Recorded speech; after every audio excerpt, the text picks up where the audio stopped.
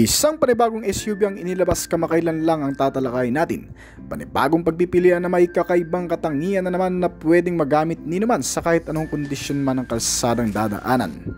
Napakaraming bagong features nito na dito mo lamang din matutuklasan. Kasama ang kakaibang disenyo nito na dapat mong malaman ay iisa-isahin rin natin. Pati na ang kabuuang presyo. Pero bago yun, syempre, kung bago ka pa lamang po dito sa aking channel, baka naman kaibigan pwede maklik ang subscribe button pati na ang notification bell para naman update kita lagi sa mga video na gagawin ko pa. Alright, simulan na natin to!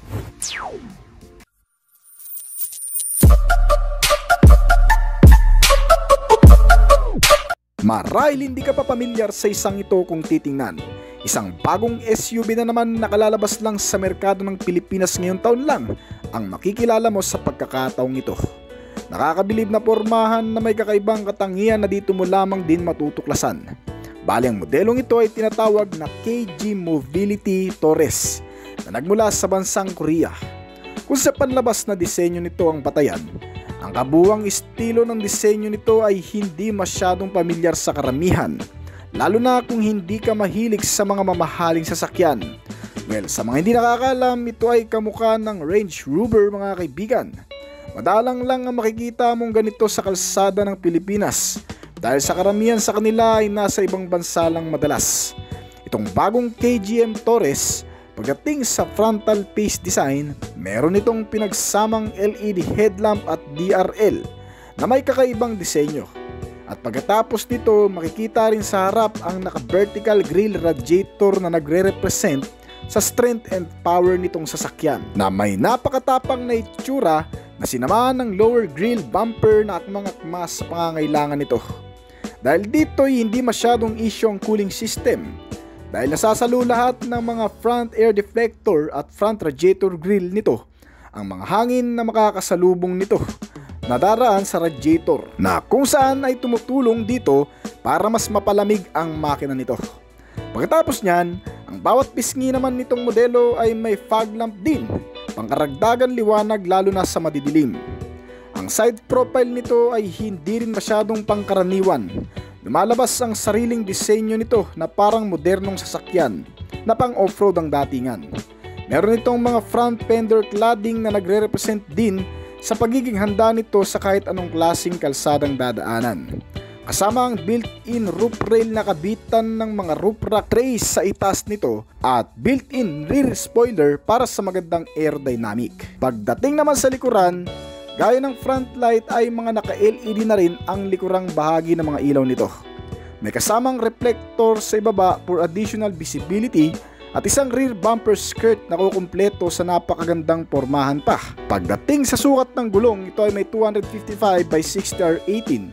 Tamang-tama ang laki lalo na kung gagamitin sa mga matutubig na lugar. Itong bagong KGM Torres ay may makina na 1.5 liter gasoline engine inline 4-cylinder at 16-valve dual overhead camshaft. Meron din itong turbocharge sa makina na nagko-compress ng maraming airflow papunta sa engine upang magresulta sa matipid na konsumo ng gasoline at malakas sumatak sa arangkada. May dalawang klaseng variant ito na inilabas sa bansa. Ang unang variant ay ang naka front wheel drive lang o 2-wheel drive, habang ang pangalawa naman ito na top variant ay naka 4-wheel drive na parehong naka-automatic ang transmission at may 6-speed din sa parehong gear shifting. Kaya nitong gumawa ng maximum output na 163 horsepower sa kada 5,500 RPM at 280 Nm ng torque naman sa kada 1,500 to 4,000 RPM. Ang kabuuang bilis ng nagagawa nitong modelo ay umaabot ng 175 km per hour. Meron din itong fuel tank capacity na 50 liters at kumukonsumo naman ng 13 km per liter hanggang sa 15 km. Itong bagong SUV ay ginawa hindi lamang pang city ride o long ride, dahil itong modelo ay masasabak mo rin sa ilang mga adventure ride o di naman kaya sa malulubak na klase ng kalsada. Dahil bukod sa may mapagkakatiwalaang makina, ito rin ay nilagyan ng magagandang klase ng suspensions, gaya ng front double wishbone with shock absorber at multi-link rear suspension para sa magandang bounce nito kung may dadaan mo sa malulubak o mababatong kalsada o hindi pantay-pantay na daanan. Meron din itong parehong naka-ventilated disc type na braking system na nagre-resulta naman sa matinding kapit ng brake pads lalo na sa mga emergency braking nito. Ang manubela naman nitong modelo ay multifunctional na rin. Maraming controls at napaka-accessible. Naka-electric power steering at rack and pinion at naka-tilt and telescopic naman ang steering column at di-adjustable pa. Siguradong hindi ka mahirapan sa pagmamaneuver at mas ma-maintain ang stability nito. Pagdating naman sa interior, gaya ng marami, ito din ay naglalaman ng maraming modernong gamit, gaya ng mga naka-electric power adjustable seats at mga naka-leather cover na rin ito. Meron itong seat lumbar support, height adjustable at meron ding center armrest. Bukod pa dyan, makikita din sa loob nito ang magandang klaseng specs gaya ng aircon system, kasama ang mga air ventilator mula sa harap at likod. Mas madaling mapapalamig ang buong loob ng sasakyan at nakokontrol din ang temperature depende sa pangangailangan ng bawat pasahero. Nilagyan din kasi ito ng auto climate control system at may kasama ring heater na rin. At iba pang mga amenities gaya ng bottle and cup holder, mga USB port socket, accessories power outlet na may kasama na ring wireless charging system.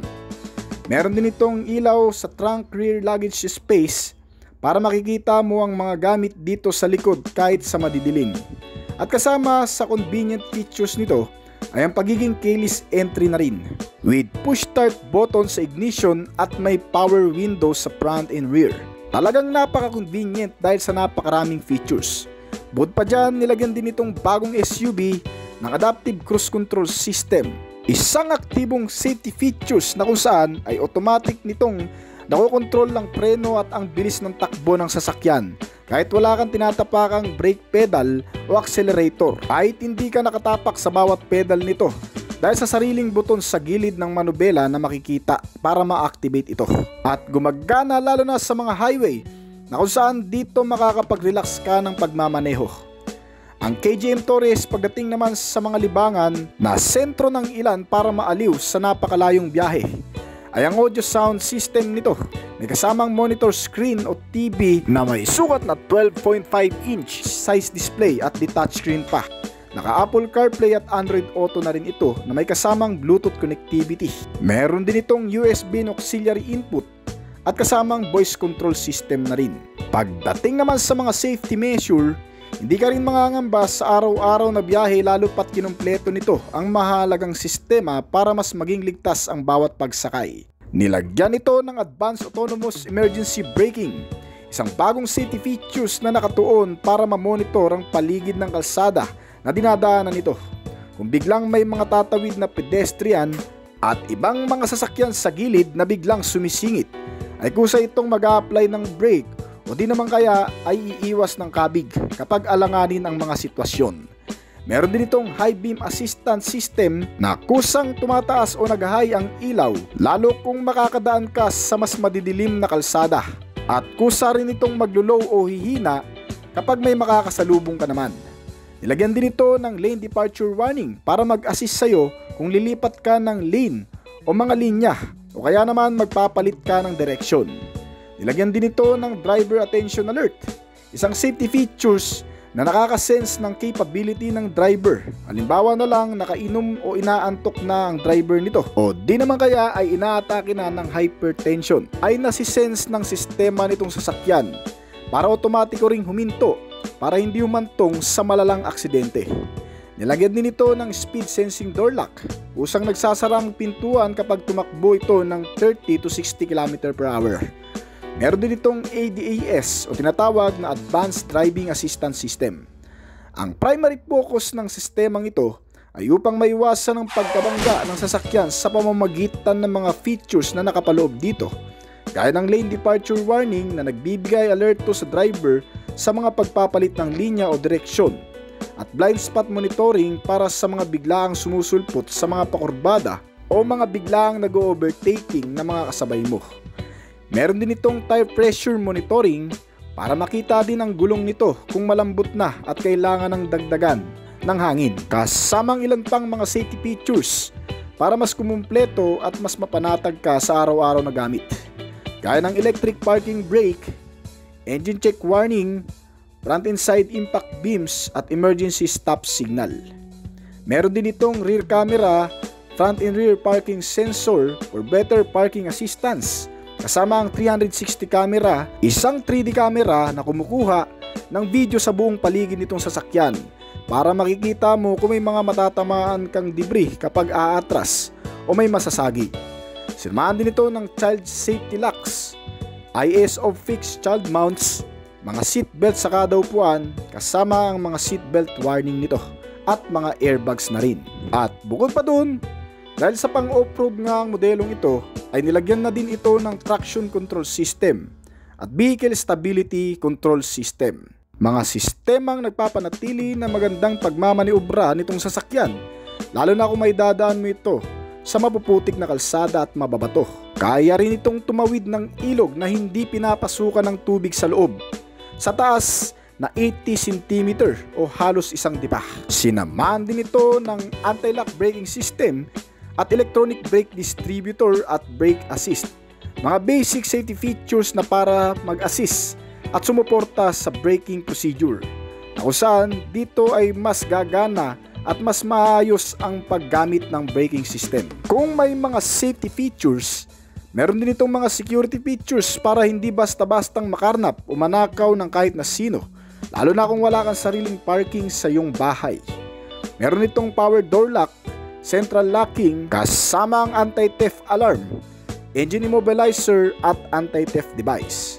Tutulong sa sasakyan para hindi bastang mapasok o mapagana ang makina nito, at para mas maalarma ang mga tao na magtatangka dito. Pagdating sa dimension, ang kabuuang haba nito ay nasa 470 cm.